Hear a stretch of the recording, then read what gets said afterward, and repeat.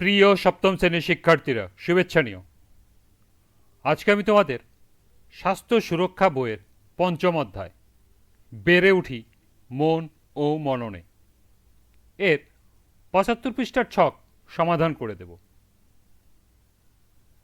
প্রথমে তোমাদের বলবো, যারা আমার চ্যানেলটি সাবস্ক্রাইব করো নাই তারা আমার চ্যানেলটি সাবস্ক্রাইব করবে এবং আমার সাথে থাকবে।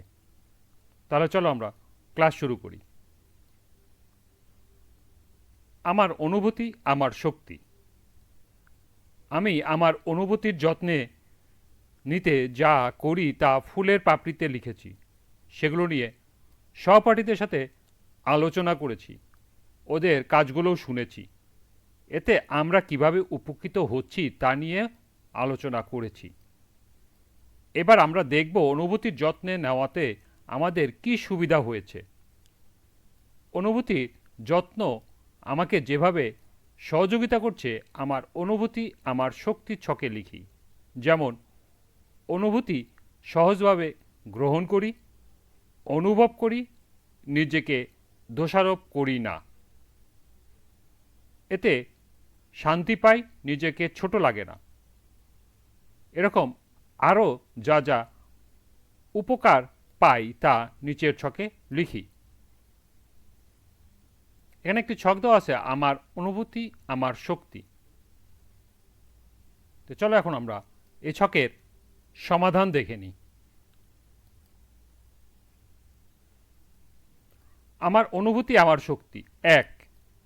নিয়মিত পড়ালেখা করি, এতে পরীক্ষায় ফলাফল ভালো হয়, নিজেকে যোগ্য মনে হয়। ২. যে কোনো সিদ্ধান্ত নেওয়ার পূর্বে ভালোভাবে ভেবে সিদ্ধান্ত নেই, এতে নিজেকে আত্মবিশ্বাসী মনে হয়। ৩. আমি আমার ও অন্যের জন্য ভালো কাজ করার চেষ্টা করি, এতে মানসিকভাবে শান্তি পাই। ৪. আমি সবাইকে অনেক ভালোবাসি, অন্যরাও আমাকে অনেক ভালোবাসে ও আদর করে। এবং সর্বশেষ ৫. ছোট ছোট অবাঞ্ছিত ঘটনা এড়িয়ে চলি, গুরুত্ব দেই না, এতে নিজেকে বড় মনে হয়।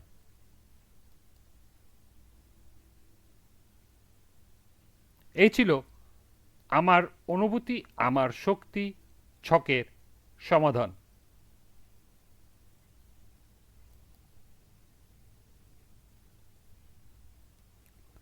আজকের ক্লাসটি এ পর্যন্তই। পরবর্তী ক্লাসে আমার চাওয়া থেকে বিভিন্ন ছক ও প্রশ্নের সমাধান করে দেব। সবাইকে আবারও বলছি, যারা আমার চ্যানেলটি সাবস্ক্রাইব করো নাই তারা আমার চ্যানেলটি সাবস্ক্রাইব করবে এবং আমার সাথে থাকবে। সবাইকে আবারও শুভেচ্ছা জানিয়ে আজকের মতো আমি এখানেই বিদায় নিচ্ছি। আল্লাহ হাফেজ।